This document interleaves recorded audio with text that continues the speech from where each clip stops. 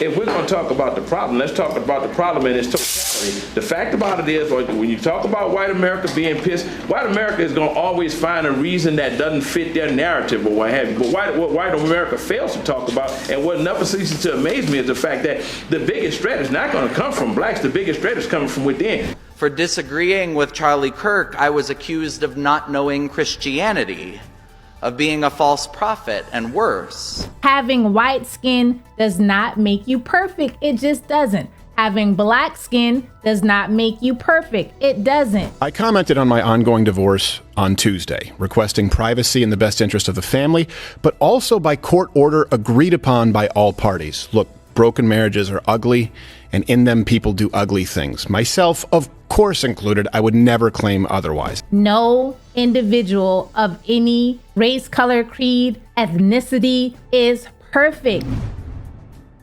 What's up, everyone? I hope you're all doing well. In this video today, we will be talking about Steven Crowder. I did not remember who that was, but when I did some research, Google, I found that he was a guy who was having the argument with his wife about taking the car to the store or something on the Nest video.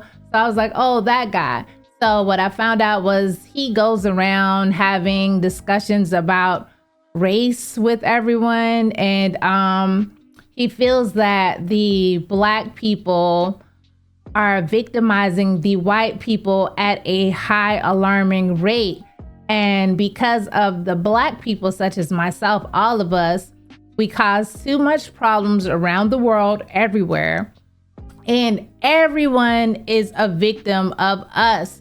There is the black fatigue everyone is speaking of. Now, when I researched black fatigue, ChatGPT had actually gave me another answer, and it was saying black fatigue was the black people being tired of systematic racism.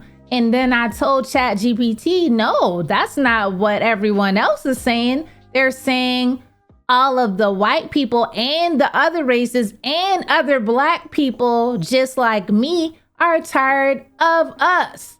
And they feel that we cause all the problems. And ChatGPT said, oh, well, and then it tried to break that down as well for me.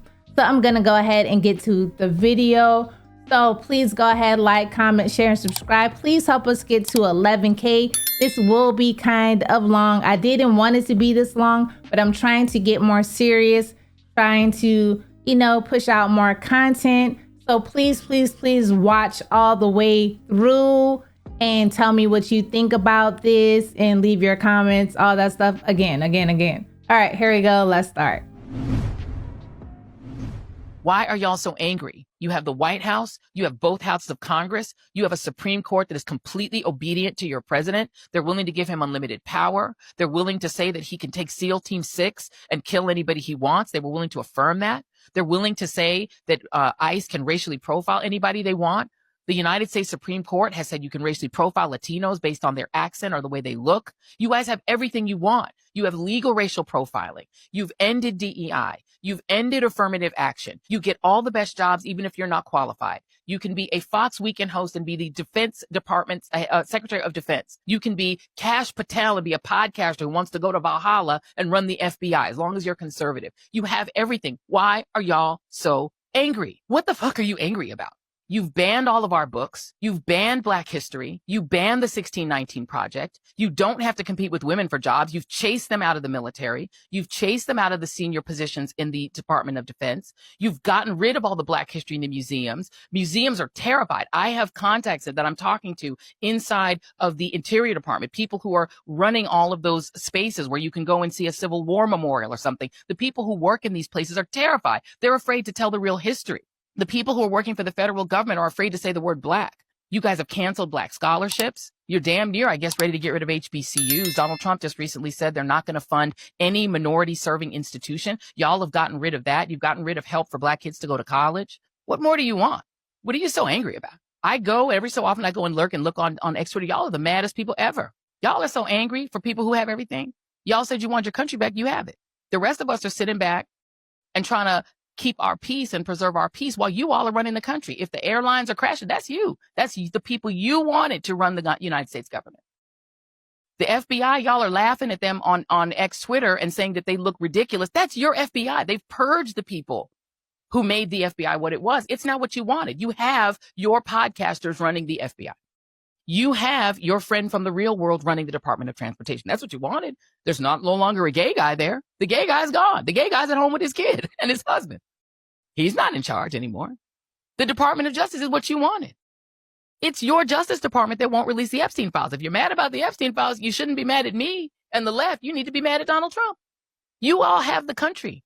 You run every red state like it's already Project 2025. You won't let women have abortions in Texas. They're literally dying of sepsis. That's what you wanted. You wanted women to have only 6 weeks to get an abortion in Georgia. You got it. You wanted Texas to be a petri dish and a laboratory for every right-wing, anti-black, anti-gay, anti-trans idea. And you also got rid of vaccines. Every child in Florida is now going to go to school with kids who could give them measles, mumps, and rubella and COVID.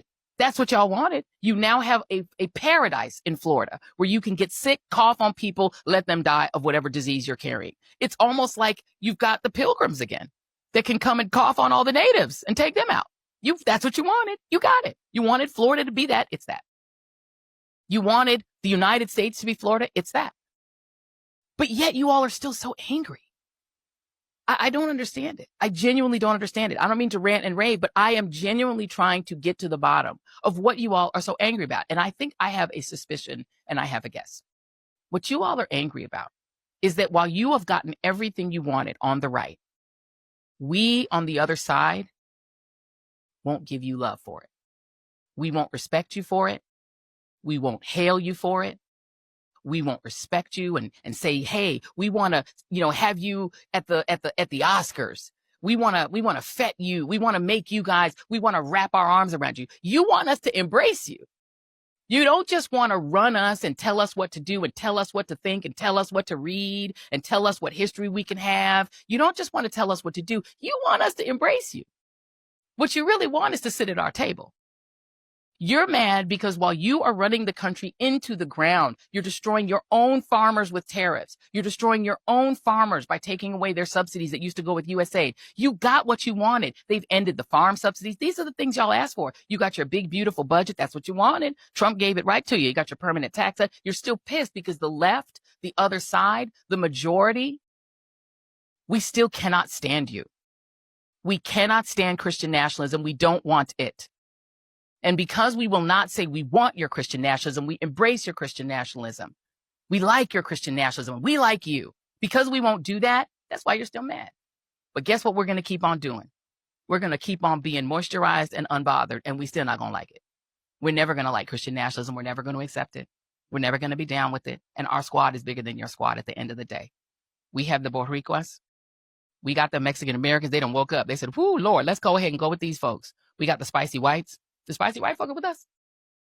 They're with us, right? We got the Asian Americans who've woken up and said, whoa, we better be with them, right? Chinese Americans, they see you. Japanese Americans are like, you're going to do internment again? We see you. South Koreans are like, oh, we see you. Y'all going to kick the South Koreans out. Now you're going to cry because Georgia's going to have a worse economy because you're not going to get to have the South Koreans teaching y'all to have those high-tech jobs. The South Koreans are like, oh, well, sure hate it. Africa's like, we're just going to do business with each other. We got BRICS. We don't need y'all. Tourists are like, we don't need y'all. The African Americans, the Caribbean Americans are getting together and said, yo, why are we fighting each other? Caribbean Americans are like, yo, we were y'all. We've been hip hop together. Let's go off. And you're mad at us because we do not want to be with you. This America you want, that's yours, y'all. You keep it. We don't want it. Hey, I know this video is long, but at least get to the end, fast forward to the end so you can watch me cook, because Jen never cooks, but today Jen cooked. So go ahead, fast forward to it so you can get what I'm saying. Subscribe. We want 11K, please and thank you. Back to the video.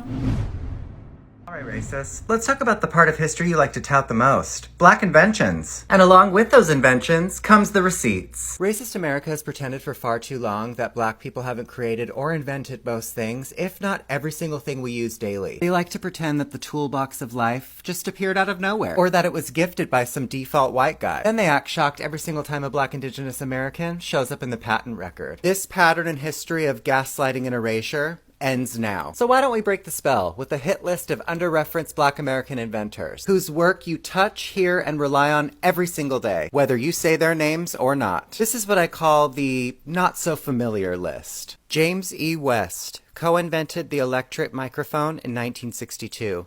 That tiny capsule in smartphones, laptops, hearing aids, and almost every modern mic, brought to you by a black man, James West. George Edward Alcorn Jr. built the imaging X-ray spectrometer in 1984 that sharpened space and materials research. NASA named him Inventor of the Year.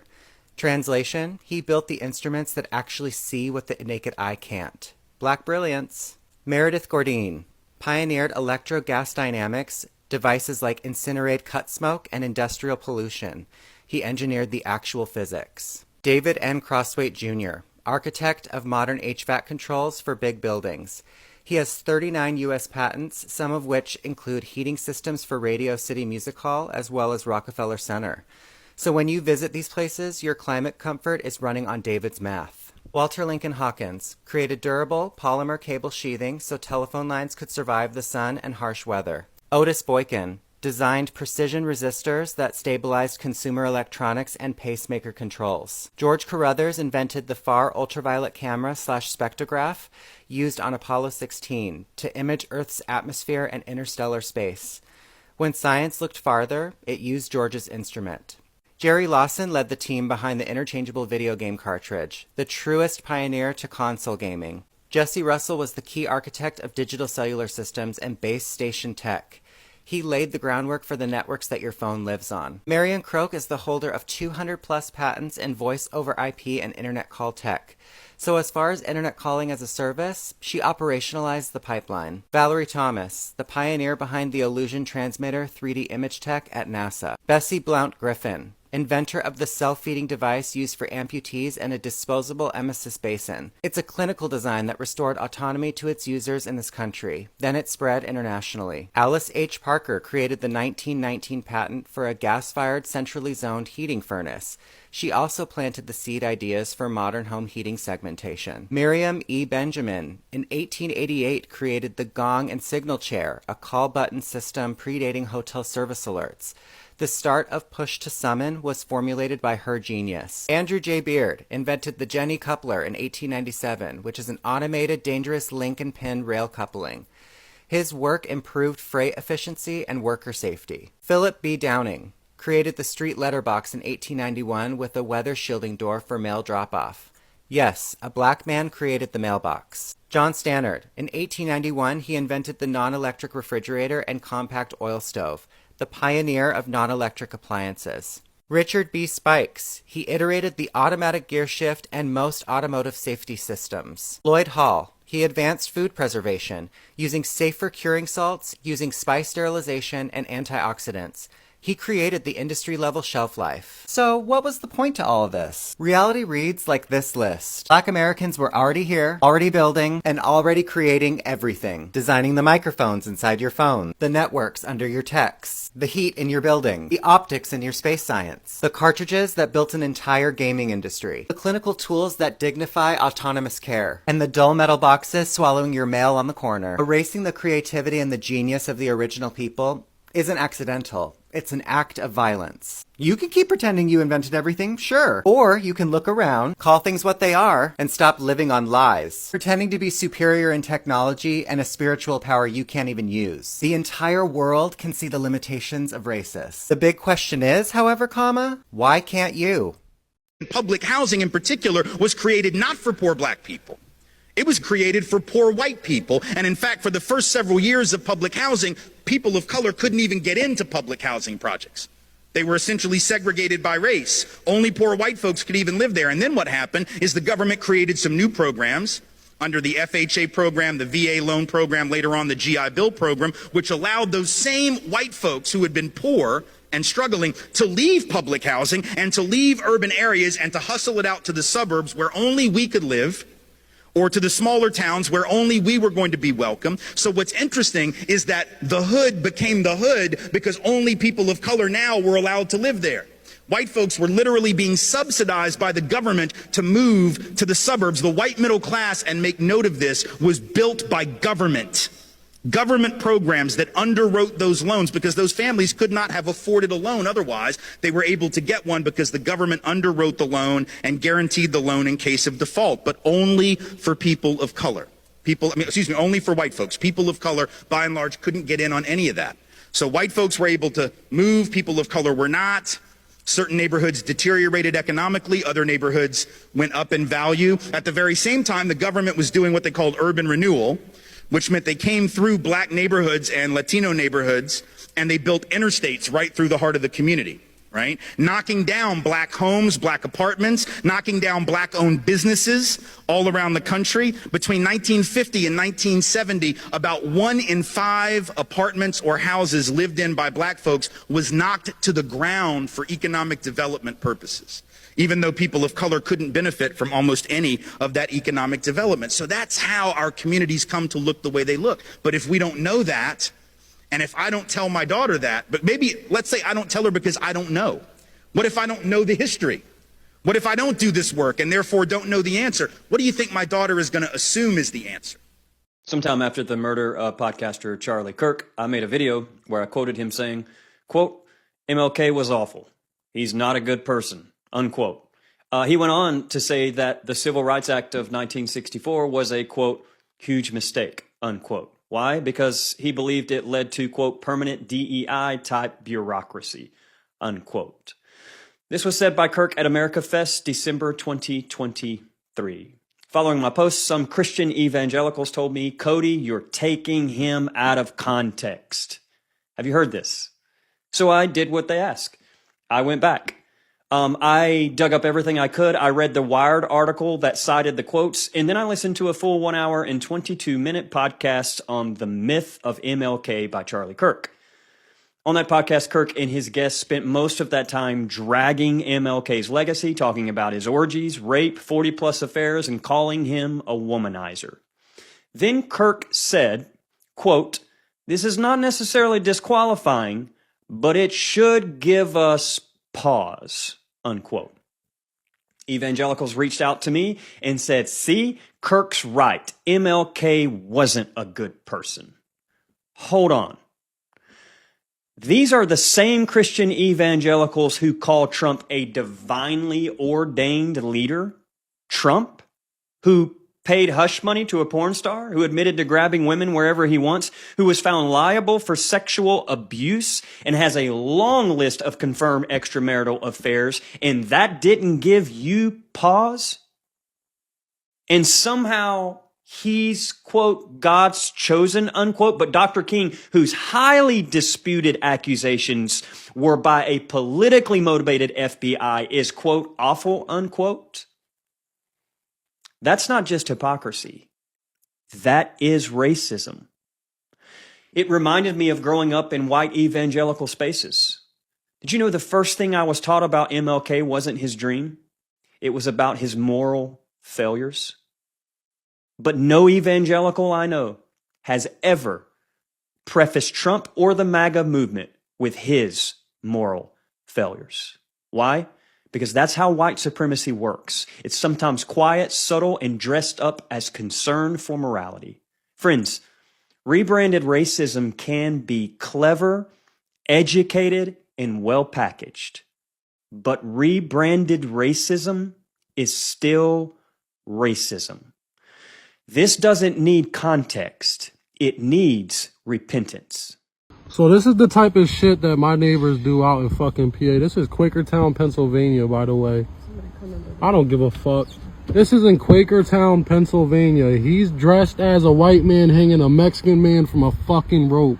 Right down the street from my crib. I'm gonna get his address too. Don't worry about that. 2 weeks ago, I mentioned that I did not agree with Charlie Kirk. I found much of Kirk's rhetoric deeply troubling. And I said Charlie Kirk did not deserve to become a victim of America's gun violence epidemic. It wasn't in the congregation that I poked the bear. The bear appeared when we posted a clip of that sermon online. Thousands of comments flooded in. For disagreeing with Charlie Kirk, I was accused of not knowing Christianity, of being a false prophet, and worse. I've done my best to laugh it off, to ignore it, but truthfully, our society's brokenness is on full display every time we open our phones, isn't it? We all see it. We all feel it. So the question we need to ask today, on our feast day, is how does a person of faith respond? How does a person of faith, how does a Christian respond when the news is so bad? When it seems like the old dragon himself lives in the comment section? When simple disagreement is met with utter anger and violence, how do we sustain our faith, our hope? If our faith, if our spirituality is good for anything, it is for interrupting the voices that are out there sowing anger, division, and worse. Our faith is meant to be a beautiful interruption to all the ugliness, all the forces of darkness and pain. When the chorus of negativity is rising in our own minds, in the world around us, that is the moment to return to our stories, to return to our faith. All right, MAGA versus Jesus, round 10. MAGA says, avoid the woke mob. But the Bible says, learn to do good, seek justice, rescue the oppressed. It's funny how anything that is about empathy is all of a sudden woke. Woke just means being awakened to the needs of others, literally caring about other people, and being willing to address the systemic injustice that causes that oppression. If you're not being compassionate, you're not following Jesus. MAGA says progressives are fake Christians, but Jesus says you will know them by their fruits, or you'll know them by their actions. Do you think someone's more authentic to Jesus who is picking people up off the street and deporting them, widening the wage gap and depriving people of health care, or someone who is welcoming the stranger, ensuring that people are paid fairly, and ensuring that people have access to health care? I'll let you decide. MAGA says socialism is evil, but the Bible says no one claimed private ownership of any possessions, but everything they owned they held in common. That is, the earliest Christians held everything in common, shared everything. They were inspired by Jesus. In our modern society, ensuring that everyone has enough is a faithful act. MAGA says God, guns, and freedom, but Paul says you were called to freedom. Only do not use your freedom as an opportunity for self-indulgence. Yes, we are free, theoretically, in this country, but freedom isn't about being able to do whatever you want at the expense of others. If we want freedom, then we have to use it responsibly. We have to ensure freedom for everyone else as well, or else we don't really believe in it. There we go, 10 rounds of MAGA versus Jesus, and the teachings of MAGA are still absolutely incompatible with the teachings of Jesus Christ. I'm just curious. Say that one more time. I said, why the fuck are you flying a Mexican flag in America? Because it's what I want to do. But you live in America. It doesn't matter. It doesn't matter. It does matter. It doesn't matter. Why do you think it doesn't matter? You live in America. You really came out of your day to come say this right now? What's that? You really went out of your way yes, I to did. come say... Yes, because I want to know. I want to know. I'm on You're not worth my time. You're not worth my time. You're not open to a discussion about it? Can you leave? Yeah. I'm working. You're not open to a discussion about it? Nope. Because you have no good reason for flying a Mexican flag in fucking California, which is America. ¡Que viva México! ¡Viva México! ¡Viva México! ¡De Ventura, California! Fuck you. ¡Vete de aquí! Go back. Vete de aquí. No me puedes hablar así. Touch me. Vete. Touch me. Vete. Yeah, fuck you. Don't you ever come to the store again. I won't. Good.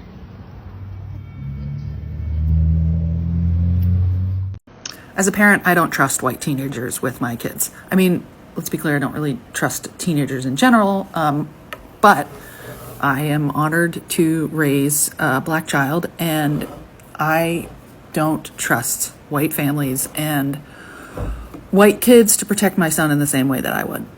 I mean, he goes to a predominantly black school. We live in a black neighborhood. All of his friends are black. I mean, when he was younger, he had a few white friends, but as he's gotten older, he's gravitated towards having only black friends. So the only people we have in our house and the only places he spends the night are other black people. Because I don't trust other white people to protect my son in the same way that I do if faced with racism at all. And that feels very reasonable to me. Like, this doesn't feel like an overreaction to me. It doesn't feel like I'm protecting him too much. It feels like a reasonable response to every lived experience that I have heard from the black people in my life. And mine, really. Like, I live in Southwest Atlanta. I used to live in Decatur in 2008, and then I left because it became Decatur. And every time I go cross into Decatur, I feel like I'm getting punched, and it feels unsafe because it's a bunch of white progressives who I don't trust at all. And my lived experience of this is that white people, progressives particularly, keep telling me that anti-racism is a nice little pet project. That me wanting to support and listen to black people, that's a nice little hobby. But,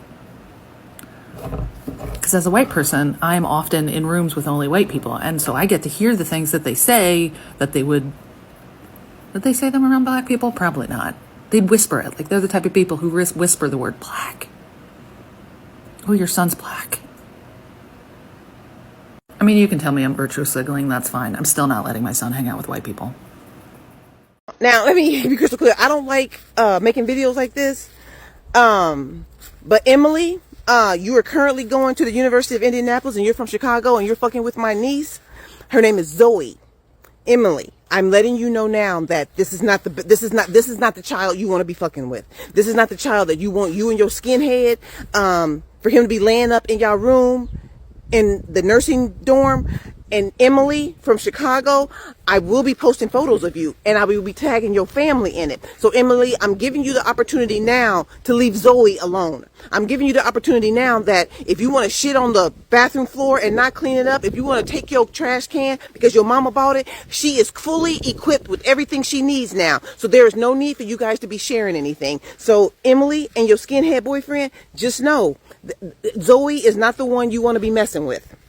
So I'm gonna go ahead and tag your parents right now. So I need your parents from Chicago that your daughter Emily is now going to the University of Indianapolis. Her roommate is Zoe. I want you to know she belonged to me. I want you to know she belonged to me, and if I have to throw a little cash at something to make sure things get taken care of, since the RA and the dean at that school don't want to handle it, they want to keep telling us to let these children act like adults and handle it on their own. Okay, if you want me to look at this child, Emily from Chicago, who's living in the nursing dorm at Reynolds at the University of Indianapolis, if you want me to look at her as an adult, then I need to approach her as an adult. I need to physically approach her as an adult. If her parents do not want to do it, I'm telling you now, I will throw a little change to get some shit taken care of. So I need you to know this is a public service announcement that if Emily doesn't want my niece to be studying, they want to turn off the lights, they want to do all the things to Zoe, I need her to know that I'm gonna form a study group that's gonna come talk to Emily. I'm gonna form a study group that's gonna have some words to say to Emily. So the best thing for Emily from Chicago, who's staying at the Reynolds Hall at the University of Indianapolis, I need Emily to understand that a study group will be coming. And if we need to address Emily as an adult in this study group, Emily, the study group is coming. I just need you to know, Emily from Chicago, I need your parents to know, Emily from Chicago, who's staying at the nursing building at the University of Indianapolis, Emily, I need you to know, Zoe belongs to me. That's that MY. Anything I can put my in front of, that means you keep your hands off of it. All right, Emily from Chicago, going to the University of Indianapolis, who is staying at the nursing hall, the Reynolds Hall. Emily, keep your hands off my niece. I'll be there in a minute.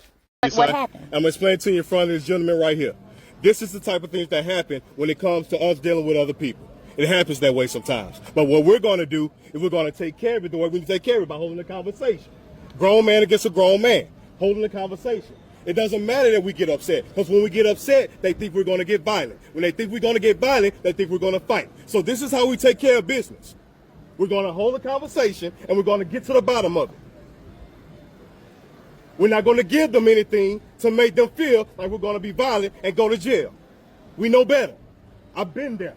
I'm done with that. This is how we take care of business, son. Understand that. So you should not be frightened. All right? Now, sir. Okay. Sir. You have something you about to talk, baby? No, so well. I'm talking. Go ahead.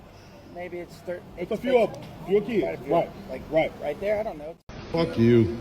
First off, we have break-ins to your cars. They broke into my car. They did? Well, I'm sorry. Of course. They broke into my car 5 times. Hi, I live here. I've been living here for about 5 years. And then Karen walked up to me just now, and she was pestering me about what I'm doing following her. What am I doing? She came all the way to my car, and now did you call security yet? Yeah, I called one of the officers, yeah. What did he say? He didn't answer. I was trying to leave a voicemail. You want me to help you call security?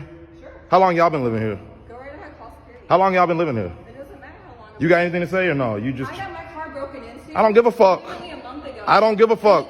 I pull in here where I pay $1,700 a month. First off, sir, the description was exactly what you're wearing. And then you have a backpack. That's crazy. Yeah. So the description was me of the person that broke into your car? Yeah.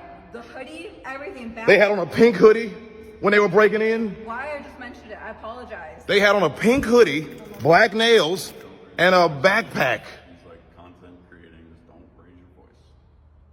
I mean, she did this. I'm not content creator. I'm a fucking influencer. If I wanted to, you'd be finished. Weird fuck. If you raise your voice. No, what if I get more likes? I get more likes if a white woman walks up to me and asks me what I'm doing in my apartment. White, thank you. She's not white. All right. I'm not. I'm Mexican. Thank you very much.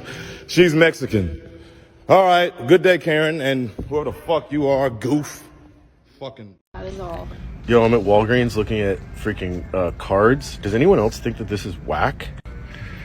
There's a whole section of cards for black people, and it's from Hallmark mahogany.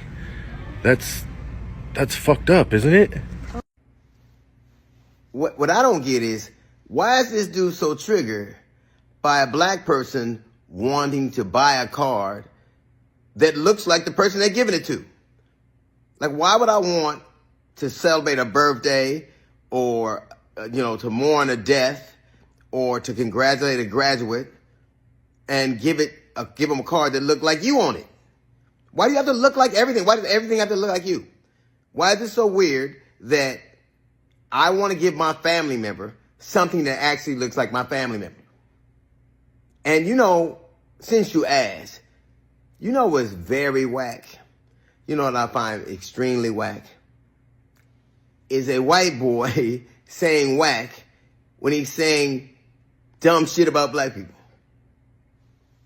Strange you'd open your mouth and get involved. Because No. I just can't believe when people just are mean. It's normal protocol in the Be on the grocery right store side. to just be in the right side. But you drive a car. You're not naked. I'm not going to move. Okay. Lady, this is not what you want to do. This is not what you want to do. This is not what you want to do. This is not what you want to do. I'm telling you right now, this is not what you want to do. Saw that, and you're in the wrong, lady in purple hair. Lady, listen. Yes? What do you want to say? I'm telling you this is not what you want to say? do. And I'm asking you to move. I'm asking you to move, please. I'm not moving. Well, I'm not moving either. You just We're going to injured be... me. The police are going to be... Let the cops come then. Yeah. Because it's on camera here, and it's on camera here. And if you want to get injured more, keep talking. That's what I'm going to tell you.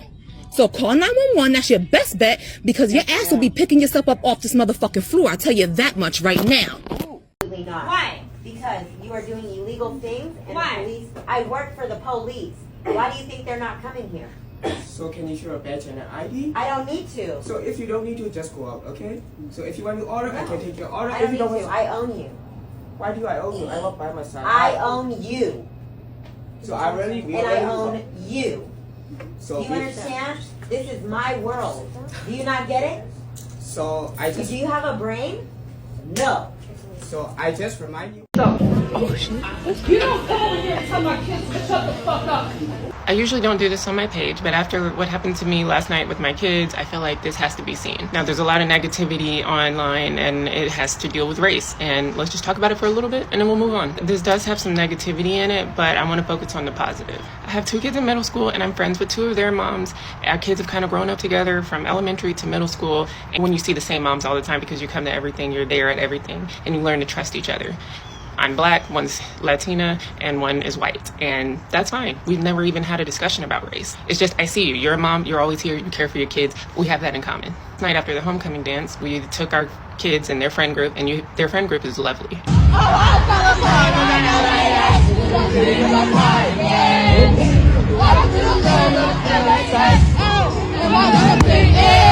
And it's truly a huge mix of friends from all types of cultures. We're taking the CCs after the dance so that they can eat. We don't want to cramp their style. We're trying to let go a little bit because we realize they're going to be in high school soon. And so one mom goes in, me and my Latina mama friend stay outside, and we're sitting in our cars and we're just chatting across the windows. And the mom inside is not sitting at the table with them. It's 9 o'clock. They close at 10. There's only one family in there, a man and his son. They're all the way at the far end, and our kids are at a big table eating and having fun. Of course, they're a little bit loud, but it's CC's. You know, you go there after sports events. You go there to celebrate. And all of a sudden, this man comes, sits down at a table, basically next to the kids, pulls out a deck of cards because he has this backpack for some reason, and he says, I'm going to show you a card trick. And if I win, you kids have to shut the up. Now, the mom who's on the inside is white. She's not sitting at the table with them, right, to give them space.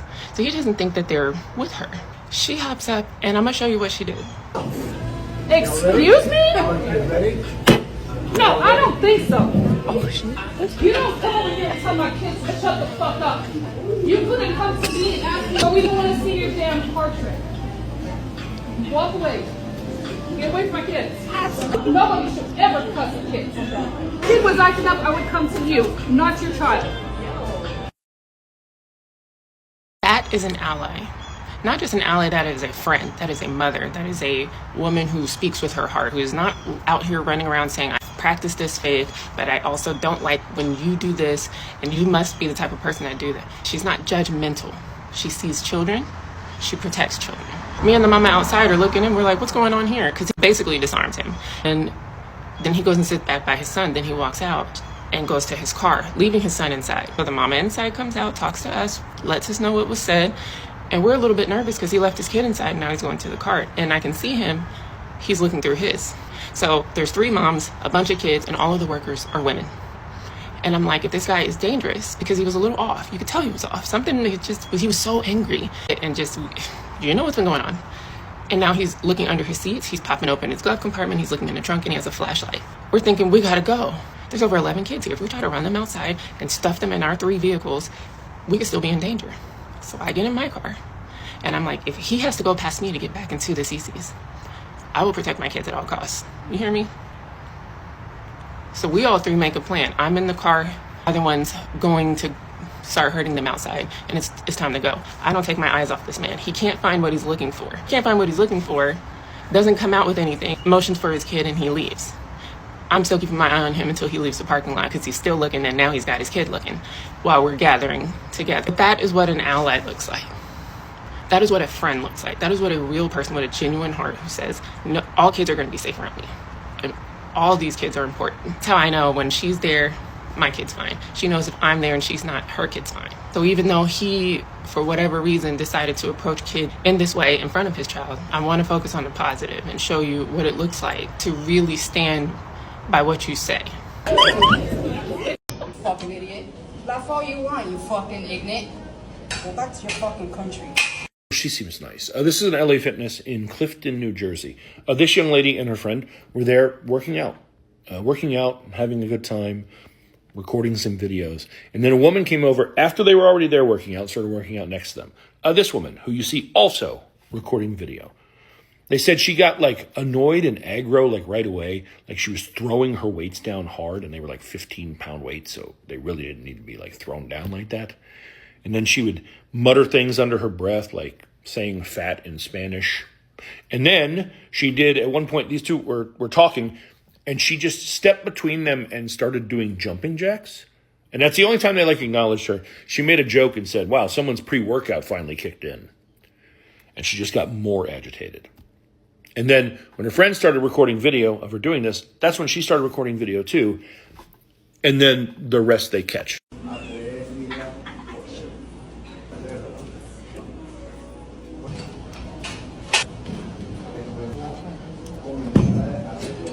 Excuse me? You wanna jump around like a fucking ant? Go outside. You fucking idiot. Laugh all you want, you fucking ignorant. Go back to your fucking country. I knew it was coming. Yeah, I knew it was coming. Fucking alien. Do what you do best, suck a dick. Oh, you're doing it my way. Again. Do like 2 more, it's fine. 1 more. There you go. Hurting me. Bro, what's wrong with you? What's wrong with you? What did I do to you? What is wrong with you? Can you call security? What the fuck? Fuck out of here. Fuck out of here. You're just working. Fuck out of here. You're just working out. What's your problem? We're next to you, just working out. What? What? It's not funny no more, right? What's up? Go. It's not funny no more, right? Asshole. You can't fucking take me, then don't throw it, bitch. Jesus. Yeah, they went to security and told them, and allegedly they are revoking her membership. In the meantime, she has been found. Curry Fitness is the Instagram, according to the victims. This is her, and I looked at her videos, and all of her recent posts are oof. I've been here 6 years, going on 7, and that house behind me has a young kid who is harassing me. He hacked into my Wi-Fi. He has his little local friends coming to my house, standing in front of my porch, taking photos, pretending to be me, just so that they can build illusions. This house behind me. I'm sorry, they're pretending to be you so they can build illusions? And then she's posting a ton of stuff like this. Just 2 people outside, not even looking at her house. But this is an example of the people. It's like several things like this with just a random person. She's taking a picture like through the screen of her window. Mental health care in this country needs a lot of help because this is not good. And it's bleeding over just in the real world. She had no reason to have beef with those young ladies. It looks like she actually at one point was heavy and lost a lot of weight and got in really good shape. And that was like her motivation. And somehow she's gotten to a point where she's calling 2 women who annoy her terrible names, including fat. Don't go harass this person. Don't. She's losing her gym membership. I think that's going to be devastating enough for her. But also, if you know her in real life, maybe try and see if you can't help her get some help.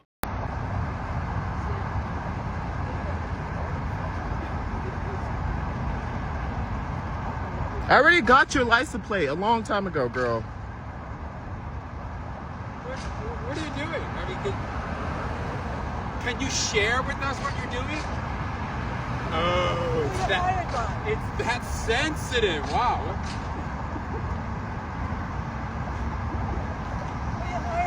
9SIZZ252. Thank you. You're fleecing of America.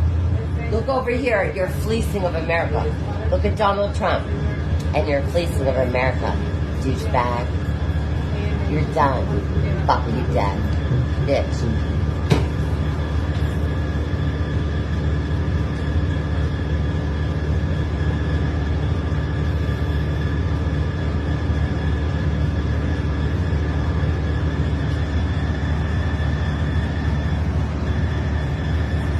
I know Donald Trump. I bet. I do. Cool. Bet. And you and your nasty kids aren't going to be performing another fleecing of America. And I don't know any child support for your nasty cunt rat. You're not getting any child support for your nasty cunt rat, bitch. You're not getting any child support for your nasty cunt rat, bitch. Yo, bitch, get the fuck out of my face, dog. No problem, ho. No problem, ho. No problem, ho. You're not getting any child support for your cunt rat.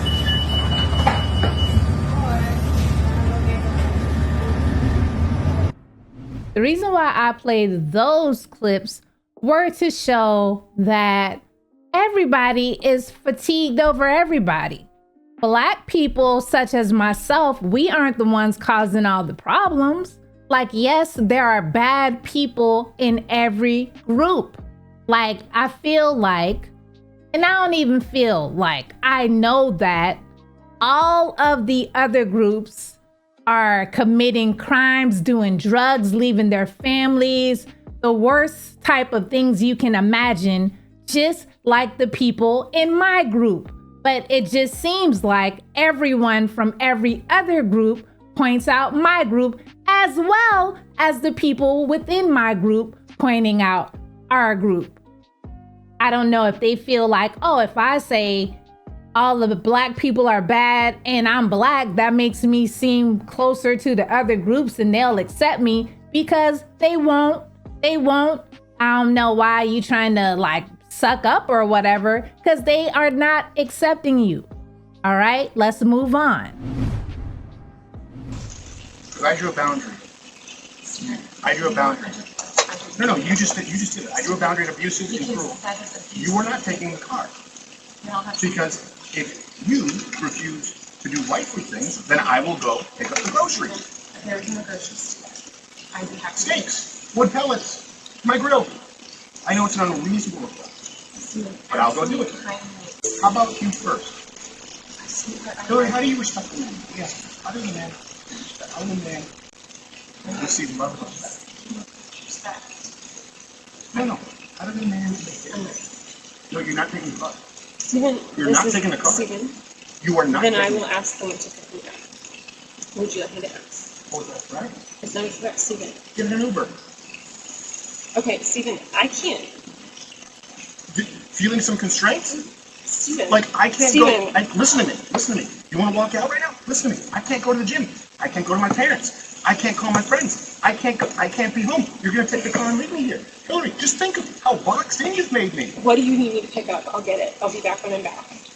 No, that doesn't work either. You'll be back when you're back. That doesn't work either. Do you understand the difference between my life being set to the second and you going, I'll be back when I'm back? Stephen. And making it work. The only way out of this is discipline and respect. It's the only way out of it, and we're at an impasse. We are at an impasse. Good. Because you can't have any discipline and respect. Stephen. Yeah. There you go. You throw your hand, you give up so easily. I don't give up, Stephen. Hillary, Stephen? you give up so easily. I just said the only way out of this is discipline and respect. You said, then we're at an impasse. Stephen, no, we are at an impasse, okay? I love you, but Stephen, your abuse is sick. Your abuse Watch it. is sick. Watch it. Fucking watch it. I'm gonna let go. I'll get what you need me to get. And I need some space. We need to just stop engaging for a little bit, okay? I love you. I love you very much. I don't love you. That's the big problem. I've never received love from you. And the fact is, when I go, look, I need you to do A, B, C, and D, you just be disciplined about it. You go, no. But I love you more than life itself. Okay. Put on some gloves. No. But I love you more than life itself. That's not fair. That's not fair, and it's disingenuous. Hillary, you're right. We're at an impasse. Become someone, listen to me, day in and day out, worthy of a wife. No, not as a wife. I didn't say as a wife. Hillary, come on now. I'm not gonna engage. I'm not gonna engage anymore. I'm gonna go. I'll text me what you need. I'll get you what you need. I love you. I'm committed to you.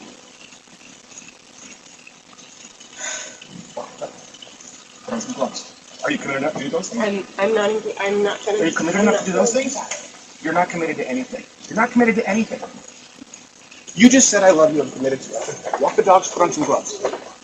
Walk the dogs. Put on some gloves. Are you committed enough to do those things? Are you committed enough to do those things? Are you committed enough to do those things? I'm gonna just walk the dogs. Put on some gloves. Are you committed enough to get the medication as well? Don't you take Betty?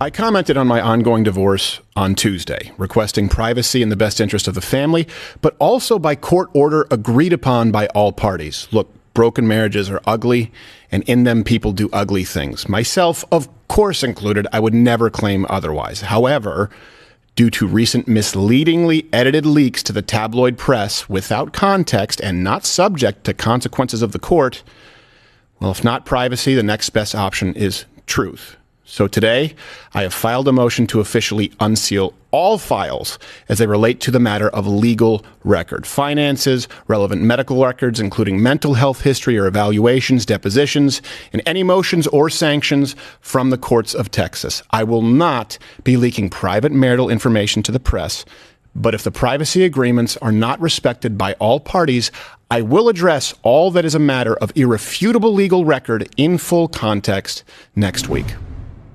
So I showed those two clips to show that, again, everyone is flawed. Only Jesus is perfect. And it seems like these Christians, because I am a Christian, I love Jesus, but it seems like they don't have the love in the heart of Jesus.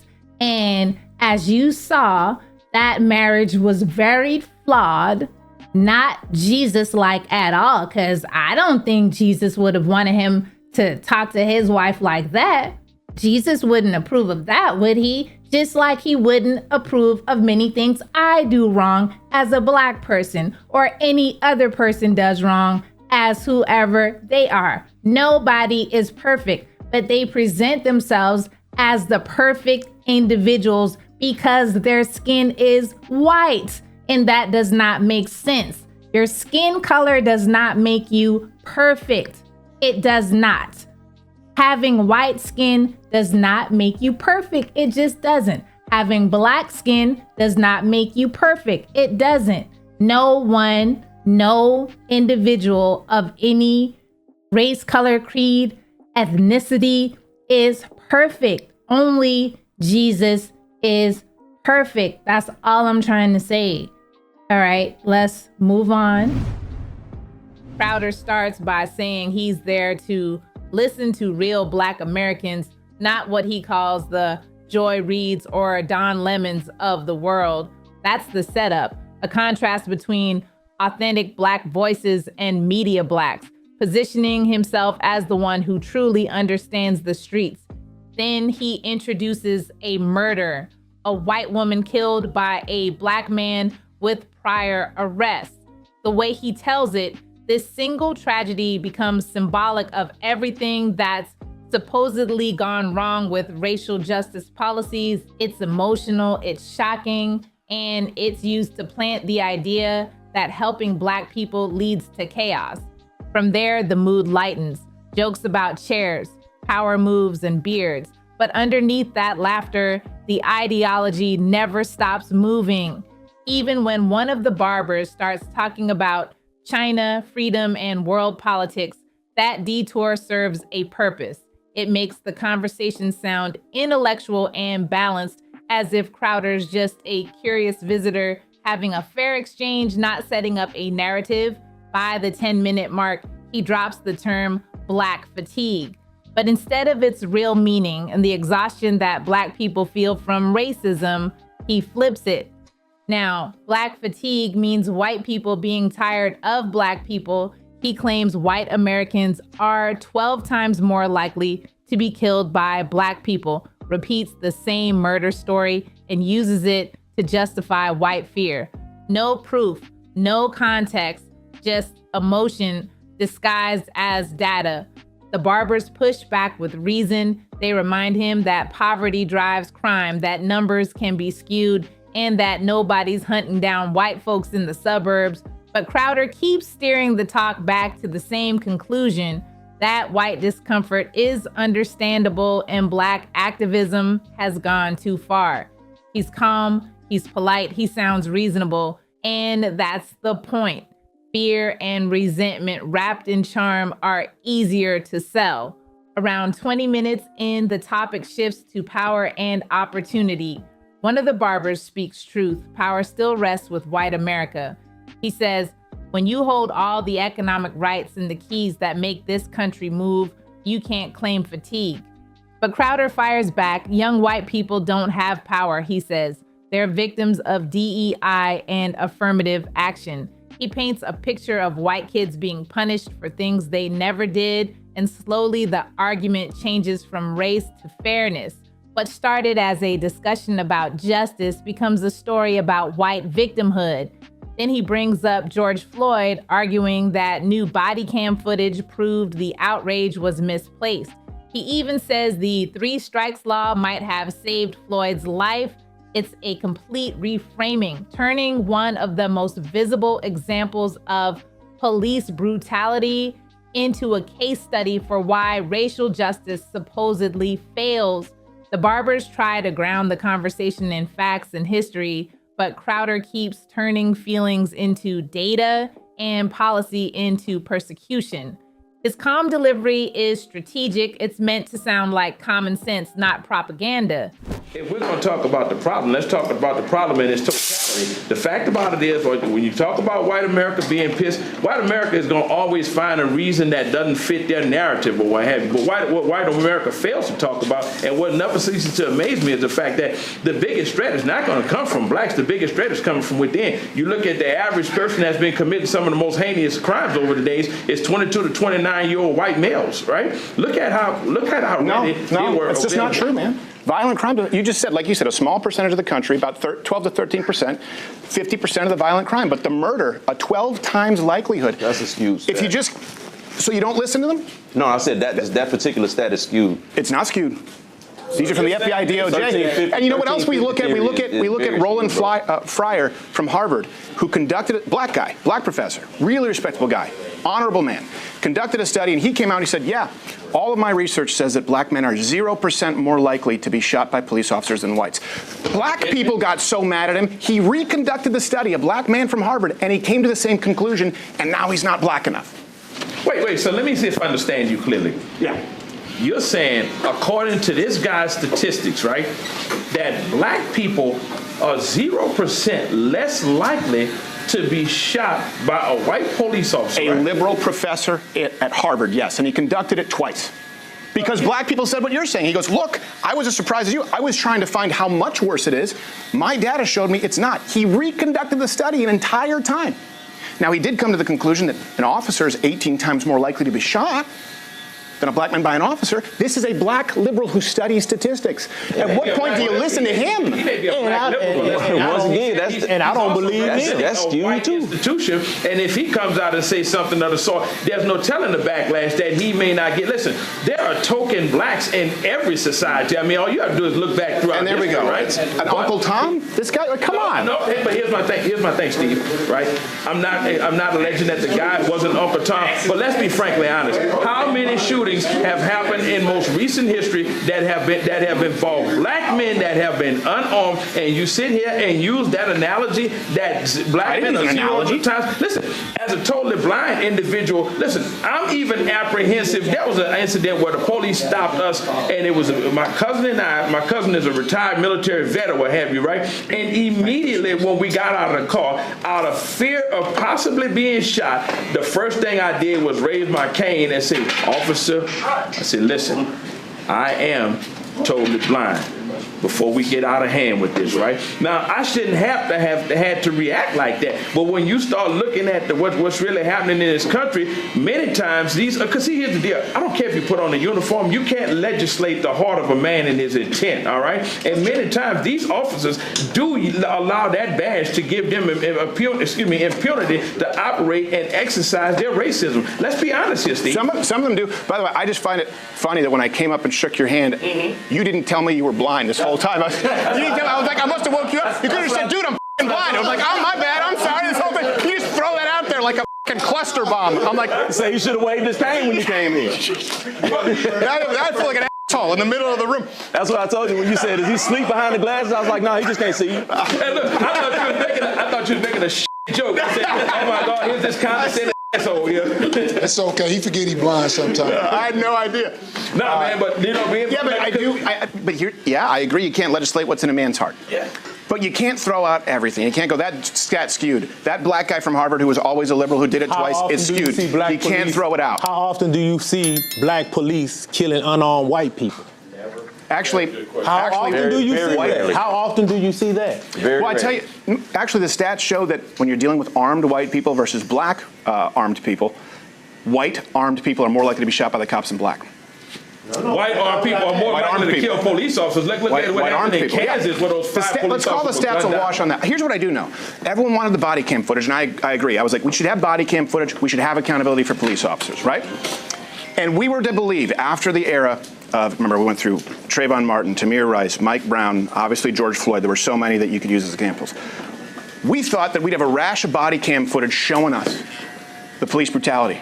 You haven't seen body cam footage of note in the last year. Once that footage came out, it's about a 20-to-1 ratio where you see someone getting violent with an officer. We have not seen what we thought we would see. And now people are going, okay, so maybe not the body cam footage, right? We thought we'd see all the abuse. Wait a minute, before you jump off of that point, what about the body cam footage where we see white people and white police and the white citizen is being belligerent with the police, but the police showing extreme restraint in dealing with that person. Whereas black people, we reach for your wallet, bow, you get shot. I got a phone in my hand, bow, you get shot. And I'm not doing anything, and bow, you get shot. The stats don't reflect it, but white people are being killed in record numbers right now, and they're pissed. And if you keep just not listening to them, look, like you said, white people in the majority of this country, you have young white people who are getting more and more mad. I'm just telling you the truth. What they mad? And they have the guns. They're mad because this thing. Here's why. Here's why. They go, look, I'm 12 times more likely to be killed by a black person than you are a white person. And you go, well, that doesn't count. They go, look, my dad's business got burned down. Yeah. And where? My city got burned down. I've been accused of being a racist, even though I'm not. And I'm looking at this right now, and I'm not allowed to have an opinion, and I can't go into certain neighborhoods because I get my ass kicked. And then you just say, yeah, but you've had systemic power. That is a surefire way to breed racism. Let's be frank about that, Steve. Now, first of all, here's why I disagree with you emphatically, right? Number one, when it is historically proven when there are riots, and this is the crazy part, most times we as blacks, we tend to riot in our own neighborhood for the same reason why we're not 12 times likely to kill a white person, because of that fact that the penalty is going to be much harsh, okay? If black people really were the kind of threat and menace to white people as we're going to sit here and say that they are, never mind the stats, there's no way in the world that most of us would still be here, because guess what? You guys will find a way to deal with the problem if it is from a multiplicity of angles, all right? So, like I say, when I'm saying this right now, when it comes to stats, deal with it. Who controls that narrative, Steve? We did deal with it. You know what we dealt with it in blue cities? Cashless bail, catch and release. We did everything that was demanded. Defunded the police in certain neighborhoods. Guess what? No blacks have asked for defunding the police officers. Well, here's the deal. Now I will say it's mostly. That's what I'm saying. Yeah, it's mostly black women. It's mostly black activist women, and they're not representative of black men. I get that. Just like the guy who killed the lady on the bus that you were talking about earlier, right? He doesn't represent black America and what he did. I mean, listen. Here's where he does. Just listen to me here. Here's where he does. Here's where he does to a lot of people. And this is what I'm just trying to, because last time I sat and listened, but I want you to hear something really important. Here's where he does. Young white, that person's parents, that person's relatives, look at it and go, wait a second. This guy was out 14 times, and the reason he was out 14 times was because a black female judge, in the name of restorative justice, who has received funding from NGOs, said, we're going to have cashless bail and catch and release and the IOU policy in the name of racial justice. So people are going, my daughter's dead because it would have been racist to keep this guy in jail. You need to understand that, right? But you understand it, though, right? Because you just made those same judgments about people who existed 150 years ago. Yeah. This is someone's sister. Her flawed judgment does not represent the opinion of black people, number one. There you go. Okay, it represents a systemic correction. Well, let's talk about systemic correction. And you know what the problem really is? When you defund our opportunities to provide adequate psychiatric and institutionalization for those kind of people, that wouldn't have happened. Because let me tell you something, even as a black person, as a judge, if you come before me 11 times with all of the information that you provided me with, you know what? Before I release you, you know what? I'm going to have you committed to an institution because number one, the greater good is for me to preserve public integrity, and that's on both sides of the spectrum. I don't give a damn if you're black or white. Why do you think they're not committing him to an institution? I mean, because there's no funding available. No, they were shut down in the name of restorative racial justice. And his family, that's why he wasn't institutionalized. And his family he should have been in prison too. His family pushed against it in certain like there's some of them cases where they were in court. His family was saying, "Don't put him in there." I know, and who gives a shit? But I'm just saying that's part of it. But when you only include the part that says the judge, you're not giving the whole story, and that's what media ends up doing. That creates these tensions in people. They straw man conversations and only tell part of it. No, it's not a straw. The tension is there. That's what I'm trying to tell you. The tension is already there. White people are afraid to go in black neighborhoods because so should black people be afraid to go to school because a white person go come shoot the school up? Right. Because every time we see that, that's what keeps happening. It's not even close. But now you're going to ignore. Now you're going to ignore that. I'm scared to go to church. You're scared to go to church, but you're sitting in the barbershop with almost 12 black men. Come on, Steve. Now let's be realistic. Who do you think's more at risk sitting down right here? Exactly. He know he's not in danger around us. No, I'm much more at risk. We don't do that. And here's an irony. You know, I just watched my friend die, right? Steve, let me say this. Know what bothers me about white people, and this is kind of where no, not everything. Not everything. But we smell like wet dog or some. I've heard all this stuff. Let me tell you what bothers me about white people. Let's be honest here, because I work with a lot of white people, so I have nothing against them at all. Let me be honest with you. But the problem that the biggest problem that I have is that you constantly get bombarded with the excuses. All right, when you really come down to it, let's be honest, man, and let's be really truthful with one another. Ask yourself, what do you expect when you look at architectural oppression, economic depravity, and social disparity? What would you call it? Bad decisions. Huh? Bad decisions. Bad decisions. Yeah, I think right now in 2025, it's bad decisions. I think everyone can make better decisions. And you know what? I'll even go here with you. In all fairness, I think that's absolutely true. So my question for you is, how do we move past this? Yeah. Okay. How do we move past I agree with you. I agree. And I think maybe we'll find some common ground here.